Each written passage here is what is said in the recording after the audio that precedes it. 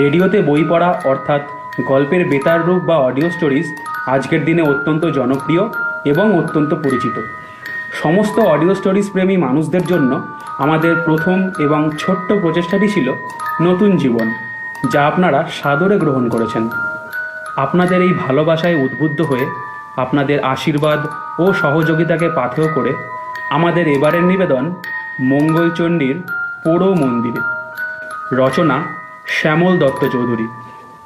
মঙ্গলচণ্ডীর পোড়ো মন্দিরে একটি suspensive story, যা প্রথম প্রকাশিত হয় আনন্দমেলা পত্রিকায় ফাল্গুন 1414 বঙ্গাব্দে, ইংরেজি মার্চ 2008 সালে।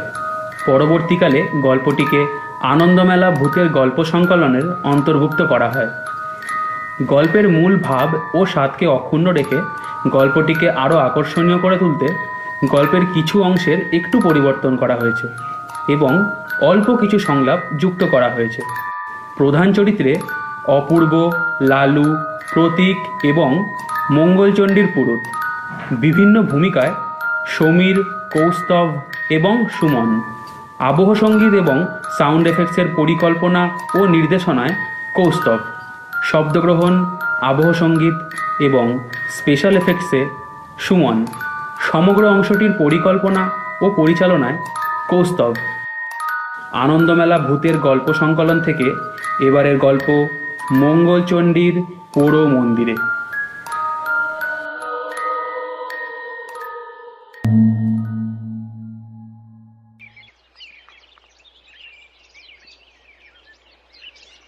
সেইবার সাগরদ্বীপে দিন দুয়েক কাটিয়ে আমরা 3 বন্ধু ফেরার পথ ধরেছি। অপূর্ব, লালু আর আমি প্রতীক। বহুল প্রচারিত এক সংবাদপত্রের সাংবাদিক অপূর্ব। পৈতৃক চায়ের ব্যবসার দেখাশোনা করে লালু, আর আমি আপাতত একটা ম্যানেজমেন্ট কলেজের স্টুডেন্ট। একই পাড়ায় বাড়ি। বয়স বলতে গেলে সকলেরই প্রায় একই, ওই 2-1 বছরের যা হেরফের। সময়টা নভেম্বরের শেষ দিক। কচুবেরিয়া থেকে ভেসেল ধরব, যেটিতে পৌঁছে জানতে পারলাম ইঞ্জিন ব্রেকডাউন। ভেসেল ছাড়তে ঘন্টা 2 দেরি হবে। অপূর্ব বলল, চ কাছাকাছি কোথাও ঘুরে আসি। লালুটা বরাবরই বেশ অলস মেজাজের ছেলে। সে 1 ঠোঙা জিলিপি কিনে বসে পড়ল একটা গাছের ছায়ায় আর বলল, তোদের জ্বালায় রাতে ভালো ঘুম হয়নি, মাথাটা ধরে আছে সেই সকাল থেকে। যাদের বেরোবার ইচ্ছা তারা ঘুরে আসুক। তাছাড়া লালুর সবসময় উদ্বিগ্ন হয়ে থাকার স্বভাব। কোনো কারণ ছাড়াই ও টেনশন করতে ভালোবাসে। আকাশের কোণে মেঘ দেখলেই ওর উদ্বেগ শুরু হয়ে যায়। এই রে, ছাতা নিয়ে বেরোয়নি তো, যদি বৃষ্টি আসে। লালু আবার বলে উঠল, বলছে বটে ভেসেল ছাড়তে 2 ঘন্টা দেরি, কিন্তু আগে রিপেয়ার হয়ে গেলে যদি আগে ছেড়ে দেয়। আমি যেটি ছেড়ে কোথাও নড়ছি না বাবা।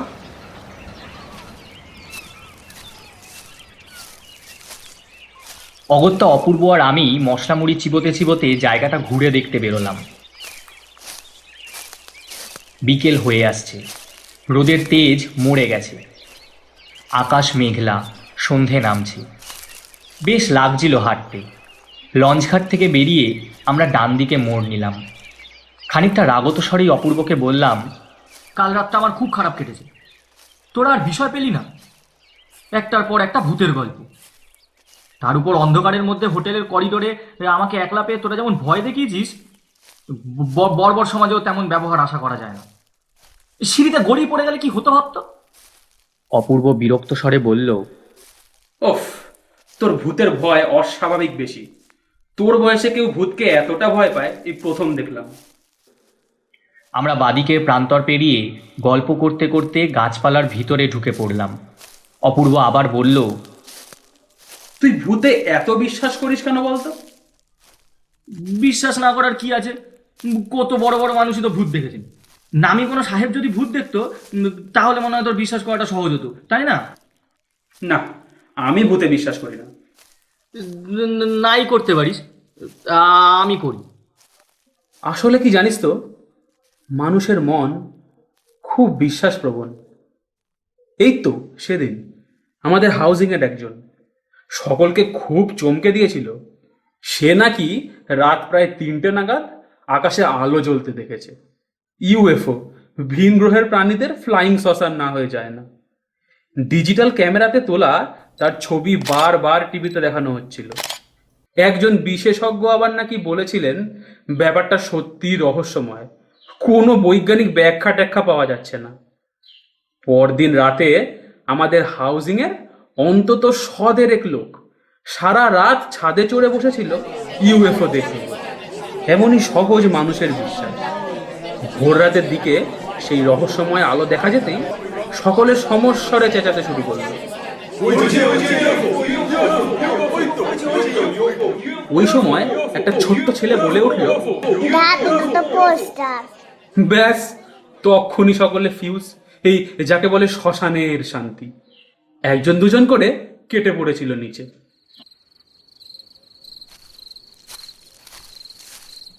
ঝোপঝাড় ভেদ করে পায়ে চলা পথ এগিয়ে গিয়েছে।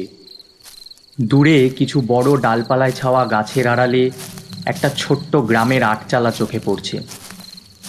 আমরা চলতে চলতে পৌঁছে গিয়েছিলাম এক মজে যাওয়া খাড়ির পাশে। একসময় নিশ্চয়ই হুগলি নদীর জল ঢুকে পড়তো জোয়ারে। পাড়ে জীর্ণ এক মন্দির। গর্ভগৃহ জঙ্গলে ভরে উঠেছে। কোনো বিগ্রহ চোখে পড়ল না। নাট মন্দিরের মেঝের ফাটল চিরে গাছ ঠেলে উঠেছে। সিঁড়ি নেমে গিয়েছে খালের দিকে। এদিকে তাড়াতাড়ি নামছে অন্ধকার। আমার গাটা কেমন যেন ছমছম করে উঠল। অনেক অশরীরীরা যেন নিঃশব্দে তাকিয়ে আছে আমাদের দিকে। অপূর্ব সহজ গলায় বলল, আয় ঘাটে সিঁড়িতে বসি। আমি খানিকটা ইতস্তত করতে করতে বললাম, কি কি কি দরকার? বেশ সাপ খোপ থাকতে পারে তো। তাছাড়া এতক্ষণে ভেসেল নিশ্চয়ই রেডি হয়ে গিয়েছে, ফিরে যাওয়াই ভালো। অপূর্ব আমার কথাটা হেসে উড়িয়ে দিল। বলল, আরে যা ডরপোক কাহিকা, ভেসেল রেডি হয়ে গেলে লালু নিশ্চয়ই মোবাইলে জানাবে। তুই আসলে ভূতের ভয় পাচ্ছিস, তাই না? আমি বললাম, আরে না না, তা কেন? ও অন্ধকার, সাপটা। বস তো এখানে। শোন, আমার মাথায় একটা আইডিয়া এসেছে। ঘাটের ধাপে চটা উঠে ইট বেরিয়ে পড়েছে।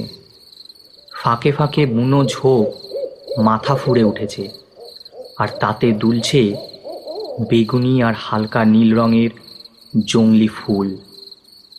পাশের জঙ্গল থেকে হঠাৎ একটা বড় পাখি বিকট শব্দে ডাকতে ডাকতে পাখা ঝাপটে উড়ে গেল। আমি ঘড়ির দিকে তাকালাম। লালুকে যখন জেটিতে ছেড়ে এসেছিলাম তারপর প্রায় 50 মিনিট কেটে গিয়েছে। এখান থেকে ফিরতেও নিশ্চয়ই ওরকম সময়ই লাগবে। অপূর্বর মাথায় মিথ্যে জেদ চেপেছে। এবার ফেরা উচিত। মনে মনে ভাবলাম লালুকে ফোন করে ভেসেলের খবরটা নিই। ভাবতে না ভাবতেই অপূর্বর মোবাইল ফোনটা বেজে উঠল।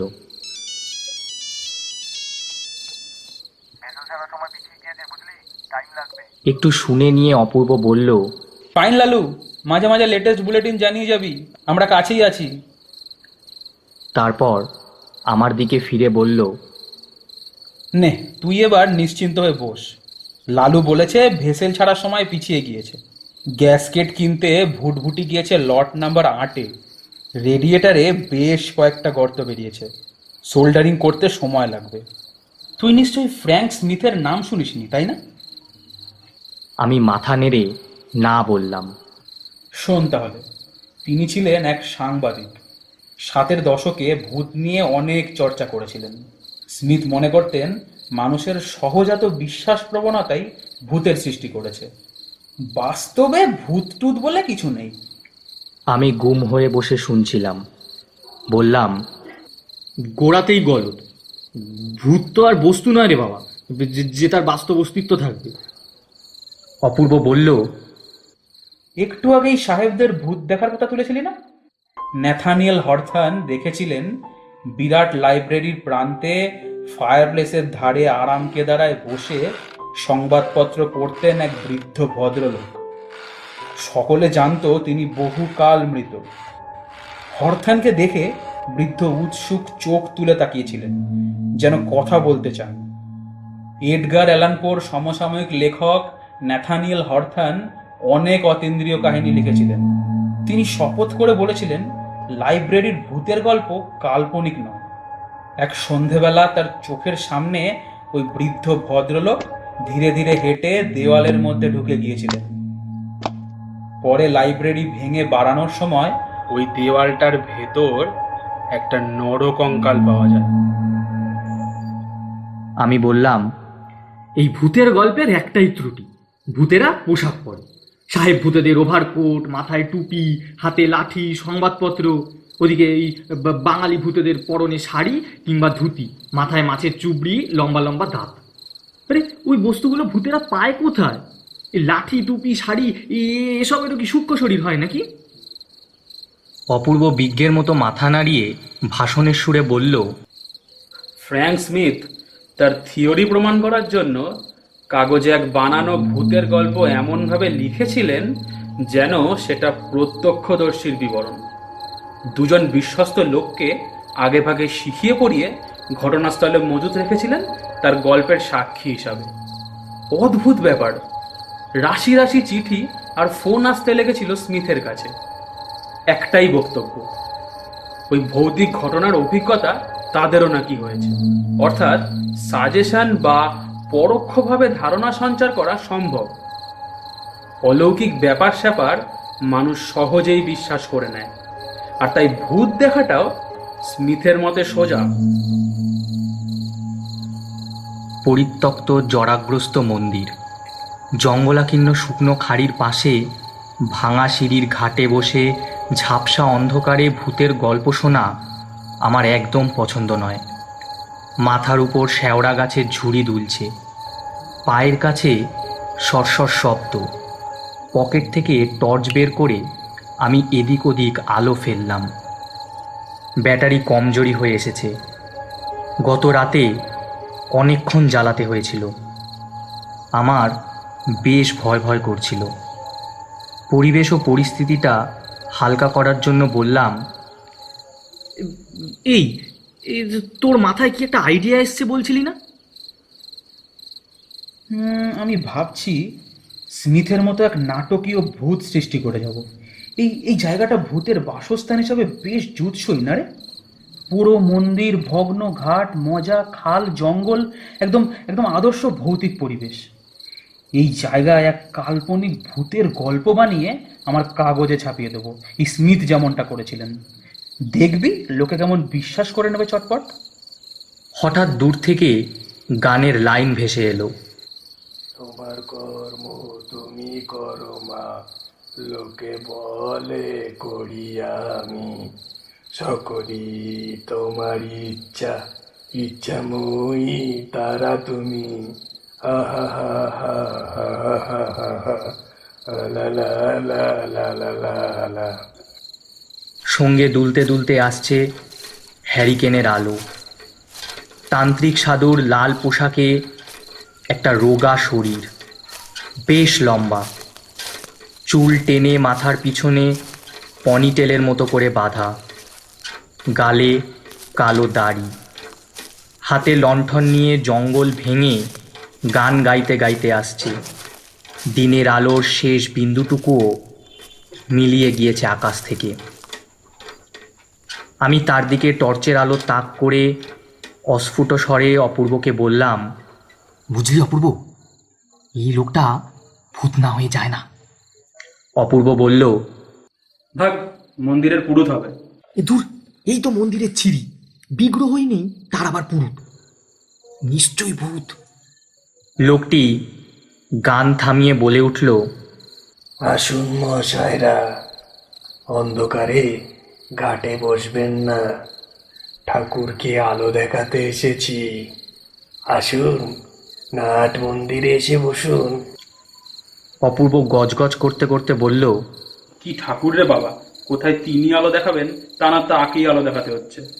তারপর গলা তুলে বলল, কই মন্দিরে বিগ্রহ দেখলাম না তো।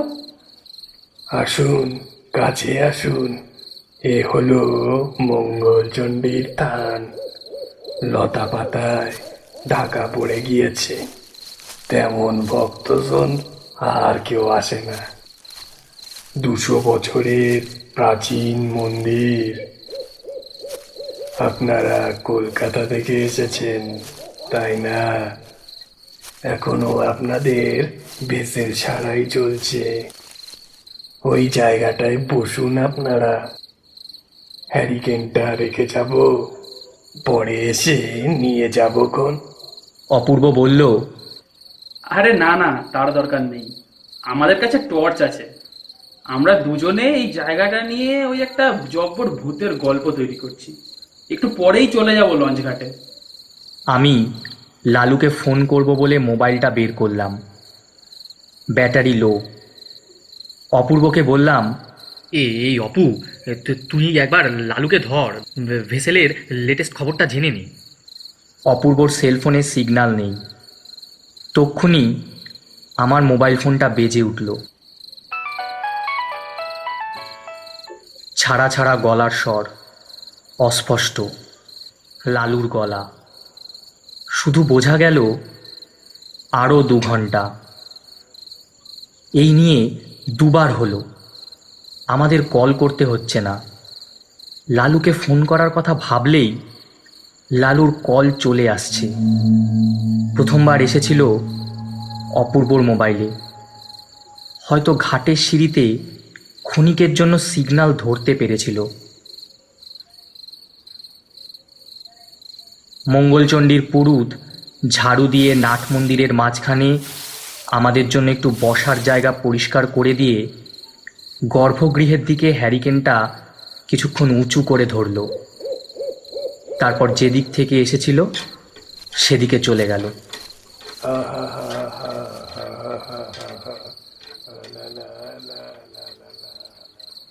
অপূর্ব বলল, পেয়েছি, মা স্টোরি স্টার্টস হেয়ার। এটা একটা তান্ত্রিকের আখড়া। 150 বছর আগে মন্দিরের পূজারী ছিল মাতৃসাধক চণ্ডীদাস। তখন ব্রিটিশদের রাজত্ব, প্রান্তিক দক্ষিণবঙ্গে অরাজকতা, ঠগি ডাকাতদের রমরমা। উত্তর ভারতের নানা প্রান্ত থেকে দলে দলে তীর্থযাত্রী আসতো সাগর সঙ্গমে মকর স্নান করতে। স্নান সেরে ভক্তি ভরে কপিল মুনির পুজো করত তারা সুন্দরবনের হিংস্র জঙ্গল পার হয়ে বাঘ, সাপ, কুমির অগ্রাহ্য করে আসতো হাঁটা পথে। তবে অধিকাংশ যাত্রী আসতো নদী পথে, বাংলার বিভিন্ন দিক থেকে। এই মনে আছে রবীন্দ্রনাথের সেই কবিতাটা, গ্রামে গ্রামে সেই বার্তা রটি গেল ক্রমে, মৈত্র মহাশয় যাবে সাগর সঙ্গমে। সেই সময় এই খাড়ি জলে ভরপুর হয়ে থাকতো। পলি জমে আগাছা জঙ্গলে একেবারে মজে যায়নি। সম্পন্ন তীর্থযাত্রীদের নৌকা এসে ফিরত ঘাটে। এই নাট মন্দিরে রান্না করে খেয়ে দিয়ে বিশ্রাম নিত তারা। চণ্ডীদাস যথাসম্ভব পরিচর্যা করত তাদের। যারা রাত্রিবাস করত তাদের শোয়ারও ব্যবস্থা করে দিত। কাপড় টাঙিয়ে মেয়েদের ছেলেদের পৃথক আয়োজন। দুরাগত ক্লান্ত যাত্রীরা চণ্ডীদাসের প্রশংসায় পঞ্চমুখ। তার আপ্যায়নে মুগ্ধ হয়ে গভীর ঘুমে আচ্ছন্ন হয়ে পড়ত। রাত গভীর হলে পূজারী চণ্ডীদাসের আসল রূপ প্রকাশ পেত। বিগ্রহের আড়াল থেকে সে বের করত মোটা শনের দড়ি। ধীরে ধীরে দড়ি দিয়ে বেঁধে তাদের মেরে ফেলত চণ্ডীদাস। পুরুষ, মেয়ে, শিশু কেউ রক্ষা পেত না। তাদের গয়না, টাকা পয়সা লুট করে পূজারী কলসিতে ভরে গর্ভগৃহের মাটিতে পুঁতে রাখত। মৃতদেহগুলোকে ভাসিয়ে দিত খালে। ভাটার টানে সেগুলো ভেসে যেত হুগলির জলে, কুমির কামঠের পেটে। আর তীর্থযাত্রীদের নৌকো ফুটো করে ডুবিয়ে দিত জলে। এই কেমন হচ্ছে রে? বিরক্ত হয়ে আমি বললাম, উফ, তোর এমন কল্পনা শক্তি আছে আমি জানতাম না অপু। তো অন্ধকারে খামোখা মশার কামড় খেতে খেতে সত্যি বলছি মাইরি, তোর বানানো গল্প শোনার একটু ইচ্ছে নেই আমার। আমি ভীষণ বিরক্ত বোধ করছি। আমি টর্চের আলো ফেললাম ঘড়িতে। আশ্চর্য, সেই একই সময় দেখাচ্ছে, যেন লালুকে আমরা জেটিতে রেখে এসেছি মাত্র 50 মিনিট আগে। তবে কি ঘড়ির ব্যাটারিও ইস্তফা দিয়েছে আমাদের মোবাইল ফোনের মতো? অপূর্বর কবজি ঘুরিয়ে ওর ঘড়িটাও দেখলাম। একই সময় দুটো ঘড়ির ব্যাটারি একসঙ্গে শেষ হয়েছে এমন ঘটনা বিরল। অজান্তেই আমার গাটা শিউরে উঠল। কথা বলতে গিয়ে শটটাও যেন কেঁপে গেল। এই অপু, এই চল রে, অনেক হয়েছে, আর নয়। তুই না উঠলে এখানে একলাই বসে থাক, আমি চললাম। এই আর একটু তারপরেই উঠে যাব। এই পরিবেশ থেকে বেরিয়ে গেলে মাথার উর্বরা শক্তিটা হারিয়ে যাবে। কেমন এক দুর্দান্ত গল্প ফেঁদেছি বলতো প্রতীক। এমন এক প্রত্যক্ষদর্শীর প্রতিবেদন লিখবো যে চারিদিকে হইচই সাড়া পড়ে যাবে। ভূত দেখার জন্য এই পোড়ো মন্দিরে লোকের লাইন লেগে যাবে। কপিল মুনির মন্দিরের মতো দেখবি এই মঙ্গলচণ্ডীর থানটাও ফেমাস হয়ে যাবে। অপ্রাকৃত ঘটনা চট করে মেনে নেয় লোকে। ওই পুরুতকে খুব দরকার ছিল এখন। ওকে ম্যানেজ করে না গেলে গল্পটা দাঁড়াবেই না। ইস, আর একটু আগে যদি খেয়াল হতো। আমাকে খুঁজছিলেন আপনারা? এমন চমকে উঠলাম যে আমার বুকটা ধরফর করতে লাগলো। এই লোকটা কখন এলো? সেই পুরুত, সেই লাল বসনধারী তান্ত্রিকটা, যে কিছুক্ষণ আগে লণ্ঠন নিয়ে এসেছিল। কখন যে লোকটি নিঃশব্দে এসেছে টেরই পাইনি আমরা। পুরুত আবার বলল, আপনাদের কোনো সাহায্য করতে পারি কি? গর্ভগৃহ থেকে মৃদু আলোর রেখা ছড়িয়ে পড়েছে বাইরে। লোকটি বোধহয় ওখানে বসে কিছু একটা করছিল। লণ্ঠনটা রেখে এসেছে। তার হাত দুটো শরীরের পিছনে। অপূর্ব অল্প হেসে বলল, হ্যাঁ, সাহায্য করতে পারে। পরিবর্তে তোমার এখনই কিছু অর্থপ্রাপ্তি হতে পারে। অন্ধকারেও লোকটির চোখ লোভে চকচক করে উঠল। বলল, বলুন, কি করতে হবে আমাকে? অপূর্ব বলল, একটা গল্প শিখিয়ে যাব তোমাকে। দেখবে কিছুদিনের মধ্যেই এই ভাঙা মন্দিরের লোক সমাগম বেড়ে যাবে। চাই কি টুরিস্ট স্পটও হয়ে যেতে পারে। তুমি যদি চত্বরে চা বিস্কুট টোস্টের দোকান খোলো, ভালো আমদানি হবে ভবিষ্যতে, স্টেডি ইনকাম। শুধু লোকে যখন জিজ্ঞেস করবে, আমার শেখানো গল্পটা তোমাকে বলতে হবে, বুঝলে? আহ, দারুণ জমে যাবে। যাও, তুমি ভেতরে যা করছিলে তাই করো গিয়ে। গল্পের শেষটুকু তৈরি করে তোমাকে ডাকছি। পুরুত বিনীতভাবে বলল, গল্পের শেষটুকু তৈরি করতে কি আমি সাহায্য করতে পারি আপনাদের? অপূর্ব অবাক হয়ে গেল। বলল, তুমি? আমার গল্পটা তো তুমি শোনোইনি। কিছু কিছু শুনতে পেয়েছি ওখান থেকে। মোটামুটি আপনি ঠিকই বলছিলেন, কিন্তু 150 নয়, 167 বছরের পুরনো কথা। গর্ভগৃহের মাটিতে পুঁতে রাখা ধন সম্পদের মোহ সেই পূজারি এখনো কাটিয়ে উঠতে পারেনি। আজও পাহারা দিচ্ছে সেই গুপ্তধন। অপূর্ব বলল, বাহ, তোমার মাথাটাও তো বেশ উর্বর মনে হচ্ছে। পরিবেশের গুণ। তো তোমার নামটা কি ভাই? আজ্ঞে চণ্ডীদাস। পূজারীর স্বর বিষণ্ণ। সে বলে উঠল, অর্থের মায়া কাটানো বড়ই শক্ত, বুঝলেন? তাছাড়া তারা আসেন, আমি না থাকলে তাদের আপ্যায়ন করবে কে? অপূর্ব একটু থমকে গিয়ে চোখ সরু করে তাকালো তার দিকে। ক্ষণিক নীরবতার পর বলল, তোমার নাম চণ্ডীদাস? আমার বানানো গল্পটাকে খুব সিরিয়াসলি নিয়েছো দেখছি। কাদের কথা বলছো? কারা আসে এখানে? চাঁদের আলোয় ভরে গিয়েছে আকাশ। কোনো রাতচরা পাখি এক টানা ডেকে চলেছে গরান গাছের জঙ্গল থেকে।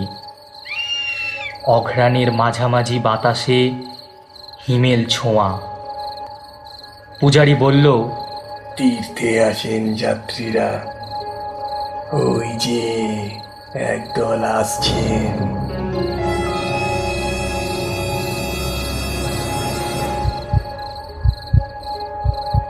আমি দেখলাম ঘষা জ্যোৎস্নায় মন্দিরের ঘাটে ছলাৎ ছলাৎ শব্দে জল ভাঙছে। আবছা এক বজ্রা এসে ভিড়েছে। সাদা সাদা কুয়াশার মতো ছায়া মূর্তিরা উঠে আসছে ঘাটের সিঁড়ি বেয়ে। আতঙ্কে আমার বুক দ্রুত তালে চলতে লাগলো। গলার কাছে কি যেন আটকে গেল। পা দুটো অবশ, মুখে জিভ জড়িয়ে গিয়ে কোনো আওয়াজ বেরোচ্ছে না। বোকার মতো তাকালাম পূজারীর দিকে। চণ্ডীদাসের হাতে মোটা শনের দড়ি।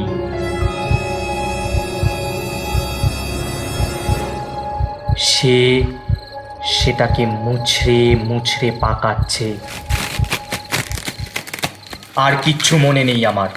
হঠাৎ চলশক্তি ফিরে পেয়ে ঊর্ধ্বশ্বাসে দৌড়েছিলাম বন বাদার ভেদ করে। কতবার যে গাছে ধাক্কা খেয়েছি আর কতবার শিকড়ে হোঁচট খেয়ে আছড়ে পড়েছিলাম মাটিতে, তারই অত্তা নেই। মুখে ডালপালার ঝাপটা খেতে খেতে দিক বিদিক জ্ঞান শূন্য হয়ে ছুটেছিলাম। শুধু মনে হচ্ছিল কেউ যেন ধাওয়া করে আসছে পিছনে।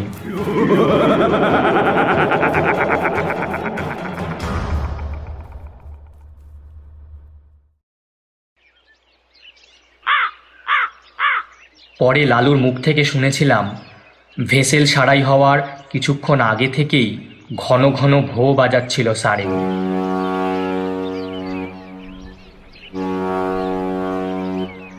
যাত্রীদের জানান দিচ্ছিল এবার ছাড়বে ভেসেল।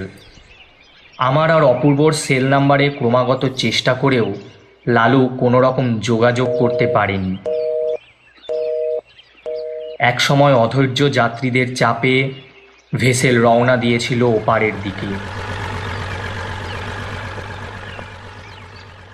তখন স্থানীয় কিছু লোক সংগ্রহ করে সে খুঁজতে বেরিয়েছিল আমাদের। আমার অচৈতন্য শরীর পাওয়া গিয়েছিল মেন রোডের ধারে, আর মঙ্গলচণ্ডীর ভাঙা মন্দিরের পাশে মজা খালের কাদায় গলায় দড়ির দাগ সমেত অপূর্বর লাশ দেখতে পেয়েছিল এক গ্রামবাসী। আমি নিজের মোবাইলে রিসিভড কল লিস্টে লালুর নম্বরটা কিন্তু খুঁজে পাইনি।